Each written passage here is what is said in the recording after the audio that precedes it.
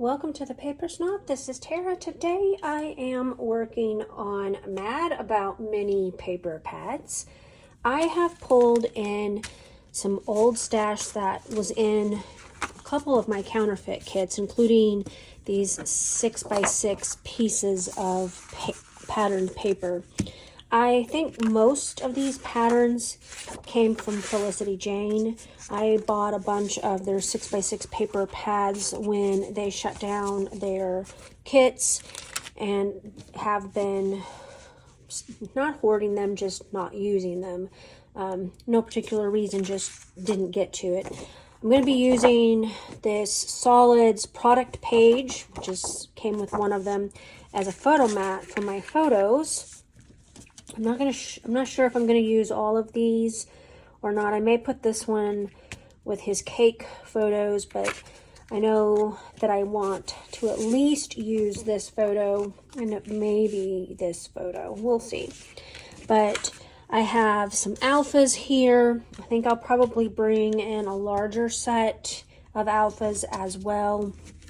I just have to decide which ones I want to use. Of course, I have all of these pattern papers. I have an idea floating in my head to use these. And then I have some embellishments. Again, these were all dug out of my Iris box of past counterfeit kits. I've just been kind of dumping them into an Iris box, and currently it's full, so I need to start digging through it and using up some of the product or actually putting it away. This is some Pink Fresh Studio flowers and some of their product packaging that I like to use for journaling. But there's a bunch of flowers in here that I thought I might use, as well as these are Freckled Fawn, and I thought I might use these 3 hearts and maybe some of those dots. These were fussy cut out of a Maggie Holmes paper. I'm not sure that they're going to make it on this layout or not. We're going to see, but I do have all of my product here. I'm ready to get started, so I'm going to pause and I'll be right back. All right, I'm going to be honest right up front. I don't use any of the flowers that I pulled for this layout, not a single one. So what I'm going to do first is I'm going to cut 3 1-inch strips from each 6x6 piece of paper. And I'm only going to be using 4 of them to cut into strips. The one piece of wood grain that is from Felicity Jane, I'm actually going to use to cut hearts that I will hand stitch off camera to use as embellishments. And that is actually why I don't use any of the flowers, because I'm going to use hearts instead. So these are the 4 prints that I'm going to end up using for this layout, and pretty happy with that color combination. It covers the colors in the photo that I chose to use. I'm only going to use the one photo, the photo of the 3 kids together. Right now I'm just going to kind of stagger line them up across the middle of the page just to decide what it is I'm actually going to end up doing here. So just kind of playing with the placement here, and I end up overlapping them all the way across the page, leaving a margin on the side, and I end up adding another striped one as well. So here's where I get started with layering these up. Like I said, I like this color combination really well. I'm not even sure if these 6 papers are from the same collection or not, but they do go well, very well with one another. I don't have a whole lot of Felicity Jane product. I have some. I did buy some of their 12x12 paper as well as the 6x6 papers when their site shut down their kits. So I am adding a couple more strips here, and I'm going to start and end with that striped piece.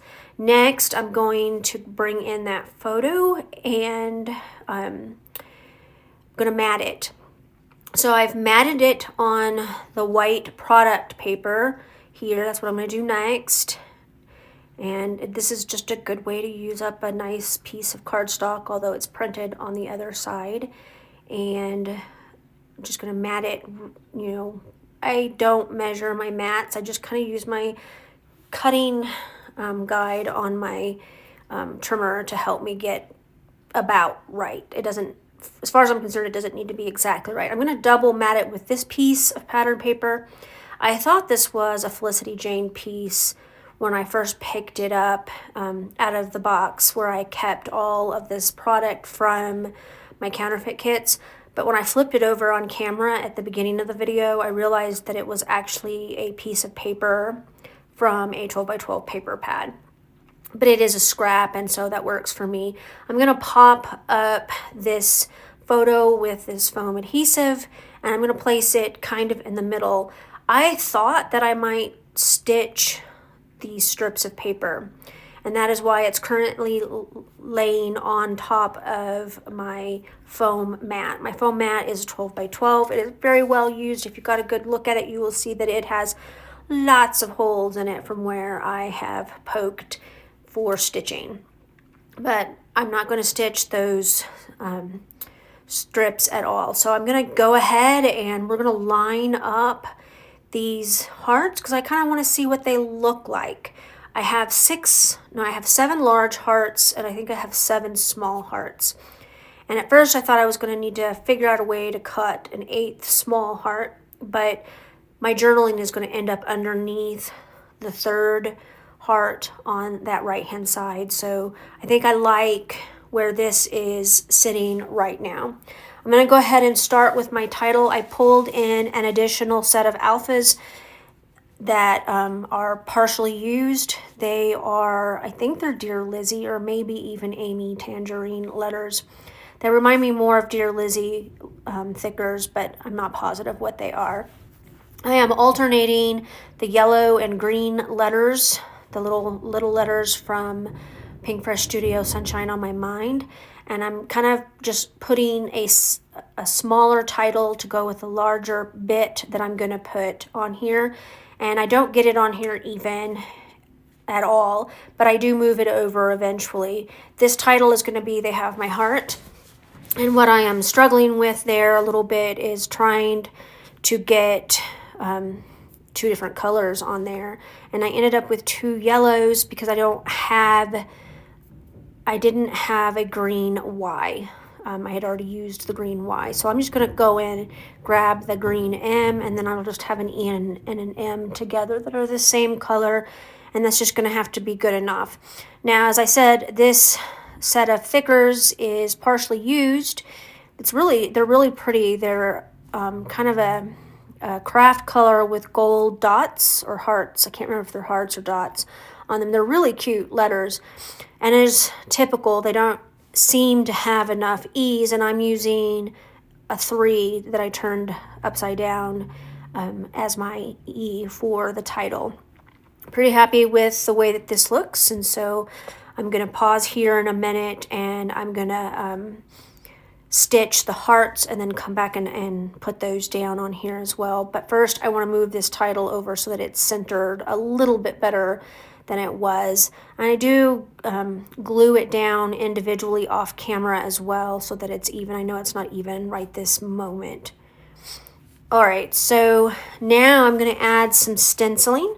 Decided I wanted a little bit of stenciling on here. This is one of my favorite Vicki Boutin stencils. It has X's and O's.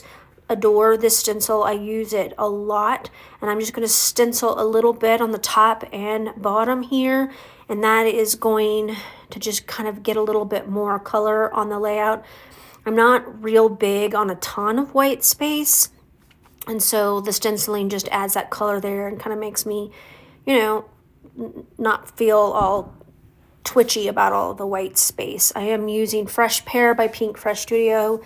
That is I have their whole set of inks, and they each have their own little brush. So I have stitched the hearts, and I've alternated pink and green on the stitching.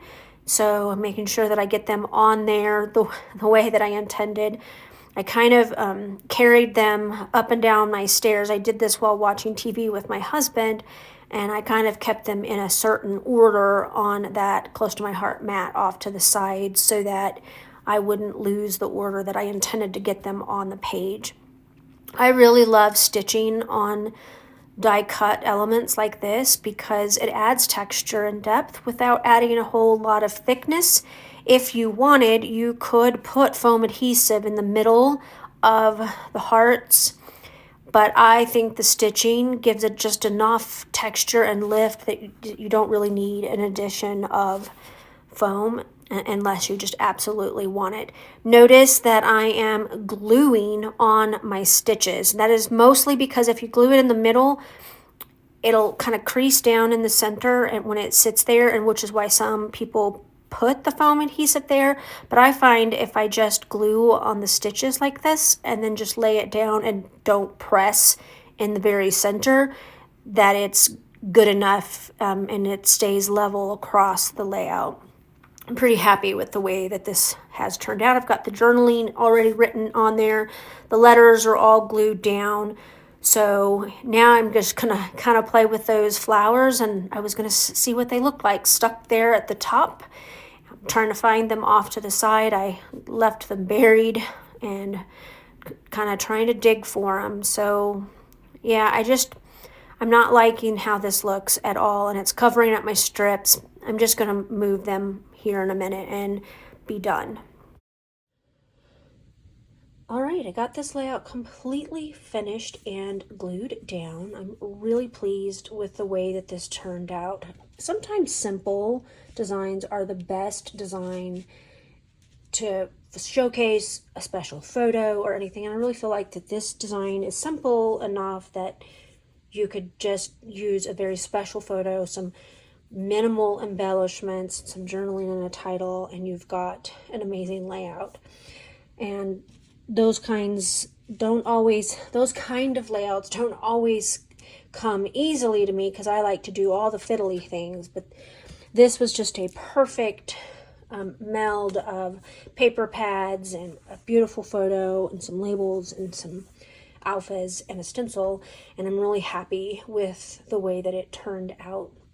I want to thank you for coming to my channel today. Make sure you check that description box below for the playlist for Mad About Mini Paper Pads. We come to you each month to show you how to use up some of those mini paper pads that you have sitting in your stash needing to be used. There's a lot of inspiration on this hop, so make sure that you watch that playlist. You'll be awed and inspired by everybody who is participating. I hope that you have a great rest of your Saturday. Talk to you next time. Bye.